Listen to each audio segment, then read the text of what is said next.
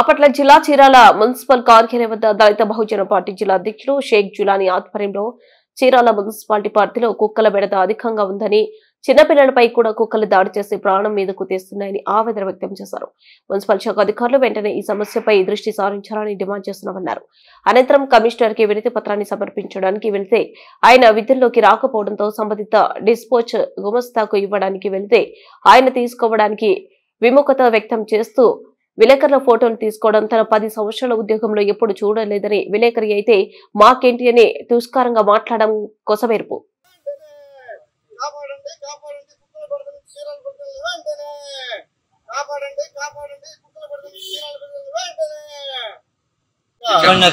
ముందుగా మిత్రులందరికీ జైపీ మిత్రులారా, మన చీరాల పట్టణంలో మీకు తెలియదు లేదు. ఈ రోజున కుక్కల బెడదల వల్ల చాలా ఇబ్బంది పడతారు. చిన్న పిల్లలు కానీ సోదరులు కానీ కరవడం చాలా ఇబ్బందిగా అవుతున్నారు. దీనిపై కూడా మున్సిపల్ అధికారులు, కమిషనర్ గారు కానీ, అటు చైర్మన్ కానీ వెంటనే స్పందించి ఈ కుక్కల బెడద నుంచి చీరాల బెడదని వెంటనే కాపాడాలి. ఎందుకంటే నైట్లు మన చీరాలలో ఎంతో మంది, ఎందుకంటే చీరాల నియోజకవర్గం పేద నిరుపేద ప్రజలు ఉన్నారు. కూలీ న్యాయం చేసుకుని రాత్రి 9:30, 10ంటికి ఇళ్లకు వచ్చే ప్రజలు ఉన్నారు.